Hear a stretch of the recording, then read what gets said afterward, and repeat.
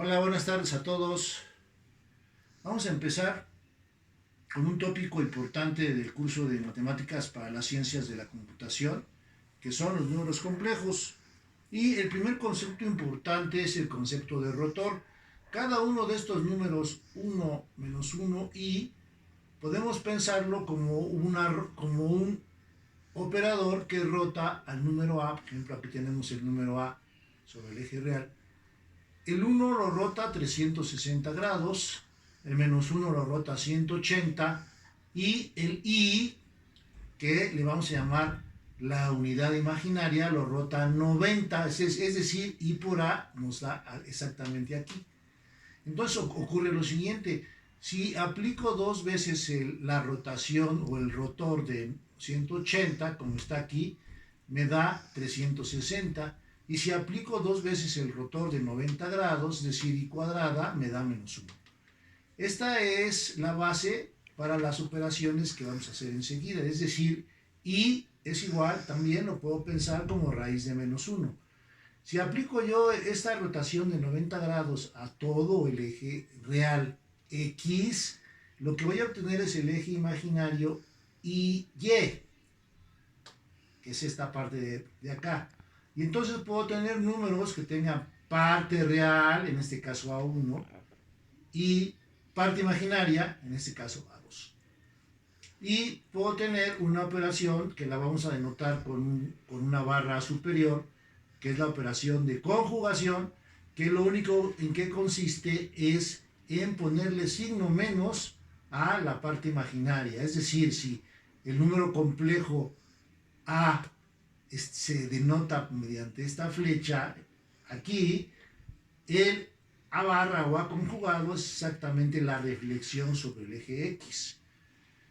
Y entonces podemos extraer mediante esta función real de A, la parte real, y mediante esta función imaginaria de A, la parte imaginaria.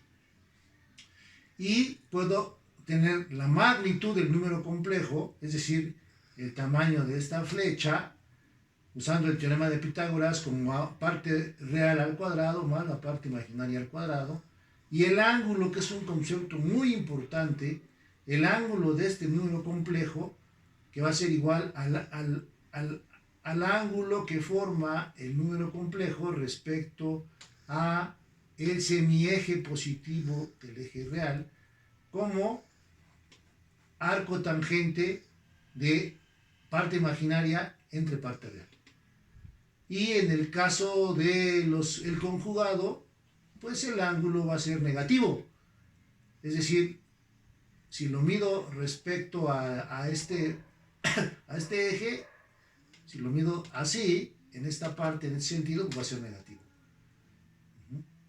Puedo tener también la operación de una constante por el número complejo, y es equivalente a multiplicar tanto la parte real como la parte imaginaria por la constante, por el escalar. Y igual, si tengo el número b complejo, parte real y parte imaginaria, puedo sumarlo sumando partes reales y sumando partes imaginarias. El producto lo hago entre dos números complejos, considerando como binomios cada número complejo, desarrollando y considerando en su momento que i por i es igual a menos 1. Y si hago eso y agrupando parte real con parte real y parte imaginaria con parte imaginaria, me queda que la parte real del producto es parte real por parte real menos parte imaginaria por parte imaginaria, y la parte imaginaria del producto es igual a la suma de los productos cruzados. Considerando esto, yo puedo representar cualquier número complejo como el producto de su magnitud multiplicado por un número que está en el círculo unitario, donde alfa es el ángulo de A. Aquí lo tengo para B. Si desarrollando todos los productos y tomando en cuenta que esto que está aquí es igual al coseno de la suma de ángulos, obtengo lo siguiente, muy importante, que la magnitud del producto es el producto de las magnitudes, y que el ángulo del producto es igual a la suma de los ángulos de cada uno de los factores. Y en general tengo que el ángulo de la potencia del número complejo es n veces el ángulo del número complejo.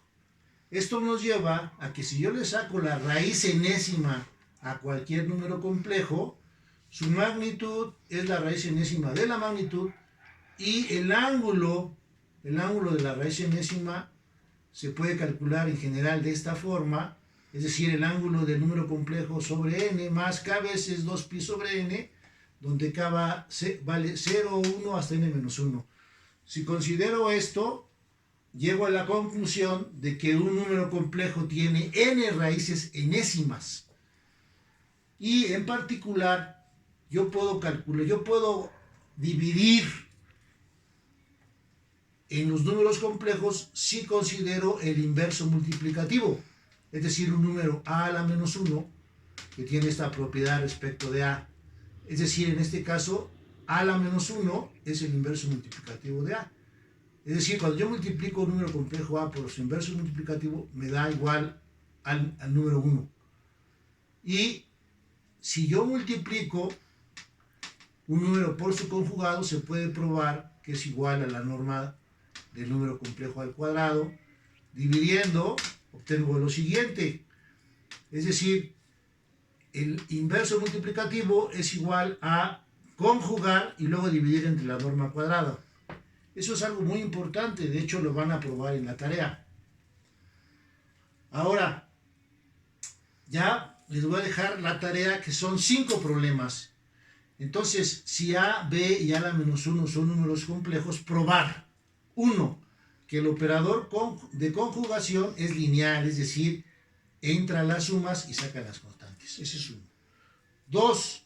Que si yo saco el conjugado de un producto es igual al producto de cada uno de los factores.